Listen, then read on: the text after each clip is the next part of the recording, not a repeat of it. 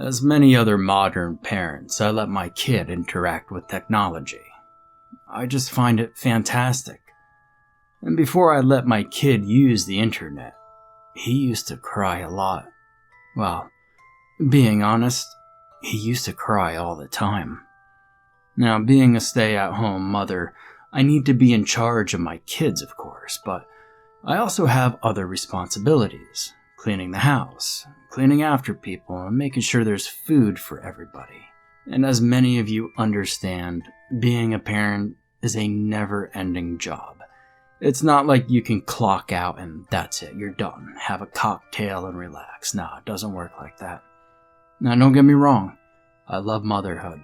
I love my kids and looking after them.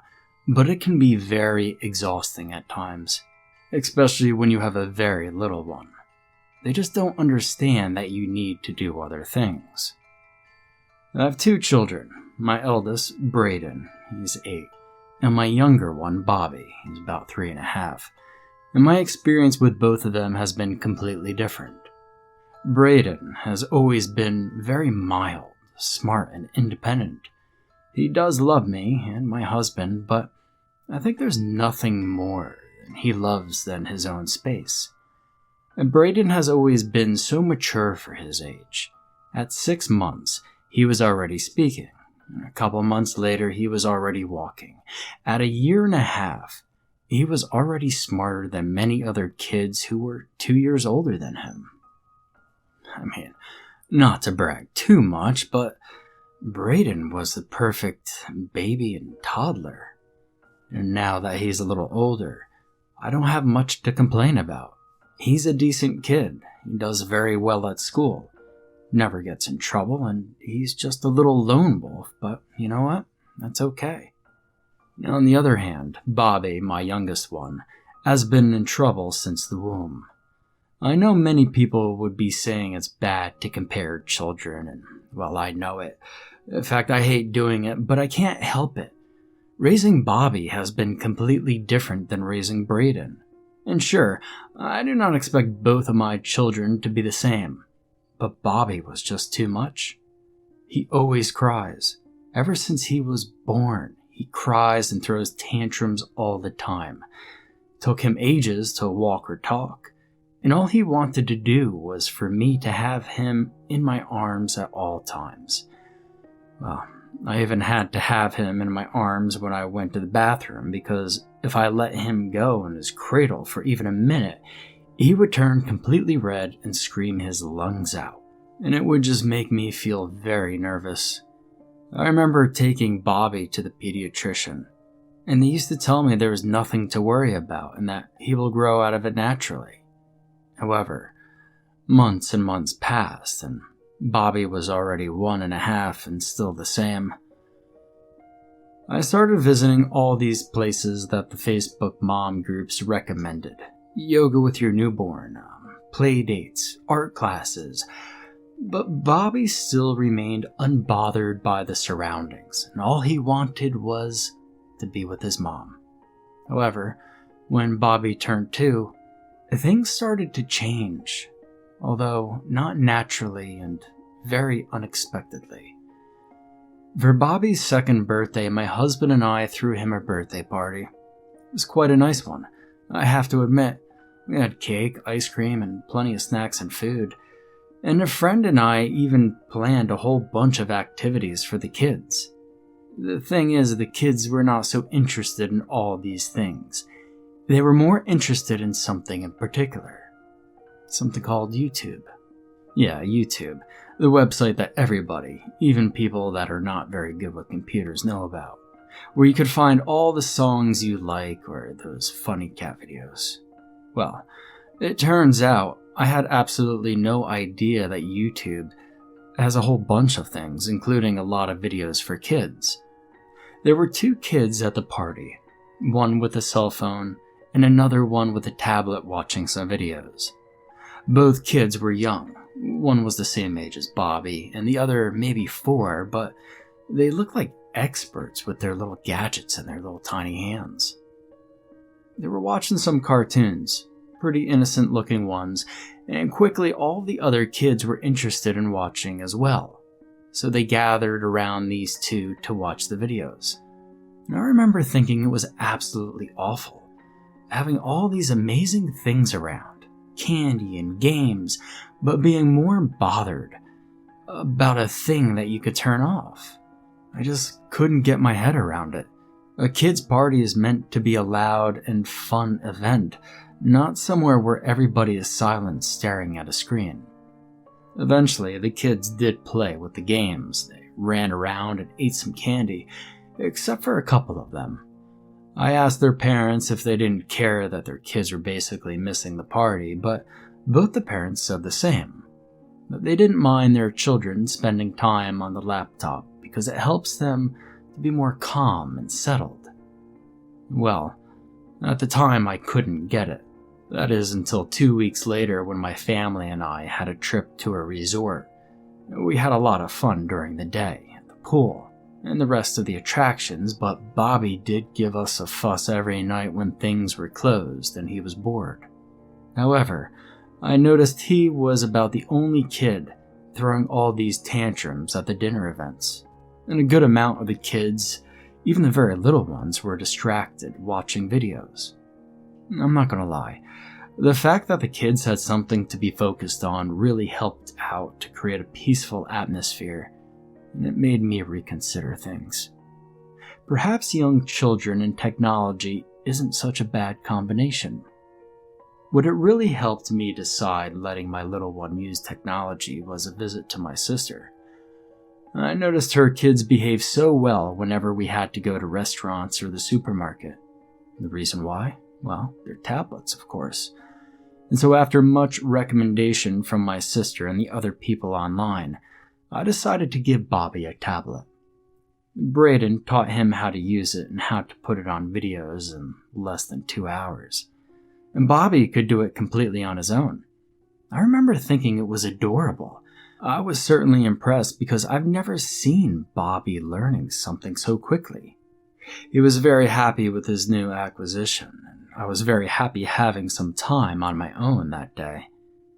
The following days, I started to observe Bobby's behavior. He was so different and bubbly. Definitely not a crying machine anymore. And eventually, Bobby was allowed to be on his tablet for a controlled amount of time every day. I was very confident this was alright, and my oldest, Braden, has been using the internet for about 3 years already, and he's turned out completely fine and responsible. So anyway, time passed and our lives at home was so much better. I don't want to thank technology for everything, but the truth is Bobby has become independent ever since he started watching videos on his tablet. And now I didn't need to have him in my arms 24/7, and I could concentrate more on other things as well. I became so fascinated with Bobby. He had even started cleaning after himself and started doing some chores. Unfortunately, everything is not 100% rainbows and sparkles. About 6 months ago, Bobby started acting more quiet and reserved, which I found weird because he was normally so out there.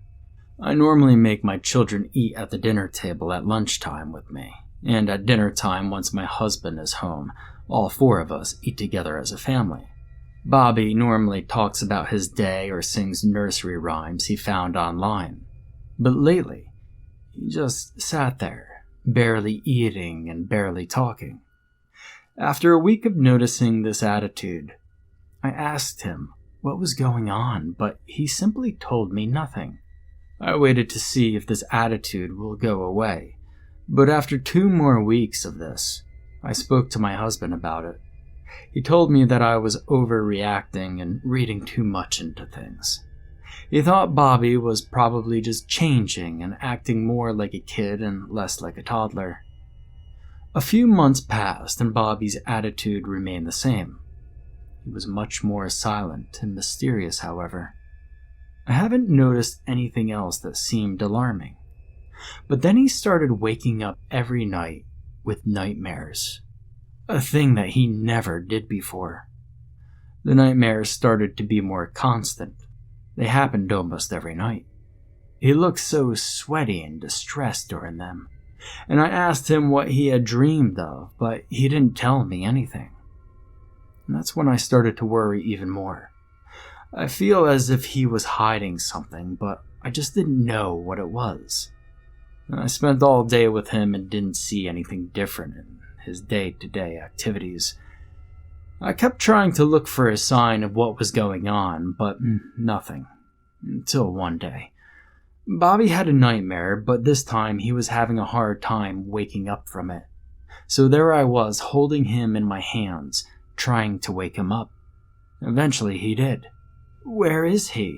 he asked while still half asleep. "Who is he?" I asked him back. "Is he gone? He's not going to come for me?"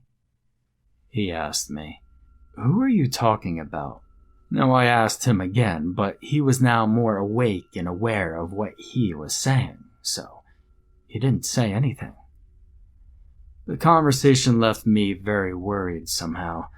Now I know it's normal for a kid to have nightmares, but altogether, the nightmares and the constant change in attitude, well, I was desperate.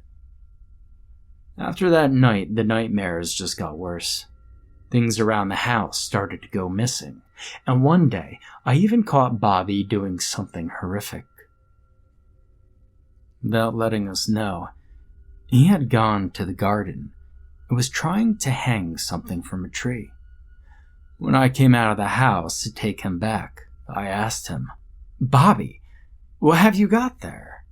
His reaction was to grab these things from the ground and try to run away.